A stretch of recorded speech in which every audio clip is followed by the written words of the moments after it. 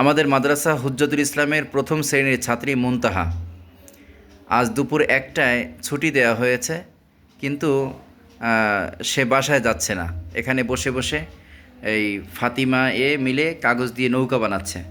তো জিজ্ঞাসা করলাম যে তুমি একটা তো বেজে গেছে, তারপরেও তুমি বাসায় যাচ্ছ না কেন? সে একটা উত্তর দিচ্ছে, সেই উত্তরটা আমার কাছে ভালো লাগলো, তাই তাকে আবারও জিজ্ঞাসা করি যে তুমি একটার সময় বাসায় যাচ্ছ না কেন, বলো তো। আমি একা যাই না কেন? মোবাইলে ভিডিও দেখছিলাম। একটু জোরে বলো। আমি মোবাইলে ভিডিও দেখছিলাম যে একটা বাচ্চা দাঁড়ায় রয়েছে স্কুল থেকে যাওয়ার সময়। আর একটু জোরে বলো, বললে অন্য বাচ্চারা তারা সতর্ক থাকতে পারে বিষয়টা নিয়ে।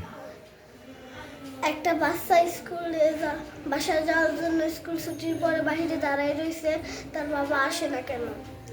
একটা মহিলা এসে সেই বাচ্চাটাকে একটা কুরকুরি চিপস দিছে, বাচ্চাটা নিবে না। তারপর একটা মোবাইল দিছে, তাও নিবে না। তারপরে মহিলাটা একটা কাপড় বের করছে, বাচ্চাটা তাড়াতাড়ি মাস্ক পরেছে। তারপরে কাপড়টা ছাড়া দেওয়ার পর কোনো মেডিসিন তার মুখে যায় নাই। তারপরে ওর বাবা এসে তারপরে মহিলাটাকে সরে বাচ্চা নিয়ে গেছে। তার বাবা নিয়ে গেছে, তাই না? তাহলে বাচ্চারা খুব সতর্ক ছিল। ওই মহিলার আমার চেয়ে 1 বছরের বড়। তোমার চেয়ে 1 বছরের বড়। তোমার এখন বয়স কত? 8 মাস চলে। 8 বছর। 8 মাস চলে। 8 বছর 8 মাস চলতেছে। না, 8 মাস শুধু 8 ও। বছর 8 মাস। আচ্ছা, ঠিক আছে। এখন ওই সেই মেয়ে না ছেলে? সেই ছেলেটা যদি ওই তার কুরকুরি ভাজা যদি নিত, তাহলে তো কুরকুরির ভাজার মধ্যেও একটা বিষ ছিল। আচ্ছা, কুরকুরি ভাজার মধ্যেও কি ছিল?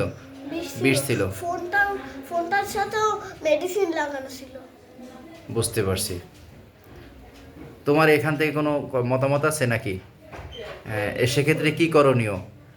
কোনো লোক যদি কুরকুরি ভাজা বা কোনো কিছু দেয়, সেক্ষেত্রে সেটা নেওয়া কি ঠিক হবে? অপরিচিত লোকের দেয়া কোনো কিছু নেওয়া কি ঠিক হবে? হ্যাঁ, তোমার কি বক্তব্য? মেডিসিন ঢুকাই দেয়।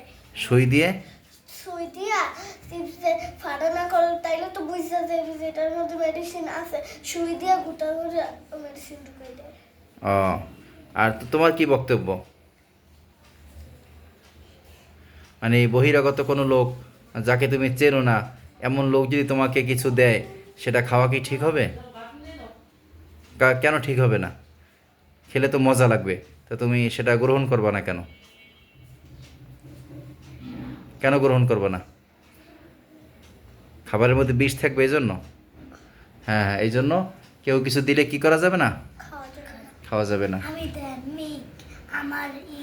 আয়শা, বাইরের কেউ কিছু দিলে কিছু নেওয়া যাবে? কেন নেওয়া যাবে না? হ্যাঁ, হইতেই পারে। একটা বাচ্চাকে নিয়ে পরে একবারে গোপন করে ফেলে তারপরে কি করে? তারপরে জিজ্ঞাসা তোমার আব্বুর নাম কি, কোথায় থাকে, তখন তোমার আব্বুর মোবাইল নাম্বার কি করবে? সংগ্রহ করবে, আবার তোমার থেকে সংগ্রহ করবে। তারপরে ফোন দিয়ে আইডি সেন্স লক করে দেয়। হ্যাঁ, আইডি কি করে? আইডি লক করে দেয়। আইডি লক করে দেয়। আচ্ছা, তো ফোন নাম্বার চাওয়ার পর বলে যে আপনার বাচ্চাকে দেয়া হবে। আমি হারাই গেলে আমার বাবার নাম্বার আমার 3 বছর থেকে মুখস্থ। ও আচ্ছা, তোমার আব্বুর নাম্বার মুখস্থ। এই নাম্বার চাওয়ার পরে ওই আমি ভুল উত্তর দেই, নাম্বারে ভুল উত্তর দেই। সঠিক উত্তর দিলে যে ওই আইডি লক করে ফেলে। ও, সুন্দর একটা কথা বলছে যে তোমার আব্বুর কাছে তোমার আব্বুর নাম্বার যদি কেউ চায়, তাহলে তুমি সঠিকটা দেও না, বরঞ্চ তুমি ভুল নাম্বার দাও, তাই না? ঠিক আছে না? হ্যাঁ, তাহলে মানে ভুল দিলে আর তোমার আব্বুর কাছে ফোন করতে পারবে না, মুক্তিপণও দাবি করতে পারবে না। বাকি তারপরও আবার সমস্যা আছে, আবার কোনো সময় নাম্বার না দিলে আবার পুরো গুম করে ফেলে। এই জন্য উচিত হইল যে এই সমস্ত লোকদের দেওয়া কিছুই না খাওয়া, এটা হইলো সবচেয়ে সতর্কতা। ঠিক আছে, ঠিক আছে, বলো। আমি না আমার চাচি সবাই চিনি, খালি বাইরে অন্য মানুষকে চিনি না। অন্য মানুষরা হইলো খাবারের ভিতরে বিষ ঢুকাইয়া তারপরে খাওয়ায়। আমার চাচু তো এরকম বিষ ঢুকাইয়া তারপর খাওয়ায় না। ও, তোমার চাচ্চুরটা গ্রহণ করো, কারণ তোমার চাচ্চু তো বিষ খাওয়াবে না, কিন্তু অপরিচিত লোকের দেওয়াটা খাও না, তাই না? হ্যাঁ, ধন্যবাদ। ঠিক আছে, ভালো, তোমরা খুব সতর্ক, মাশাআল্লাহ, ভালো।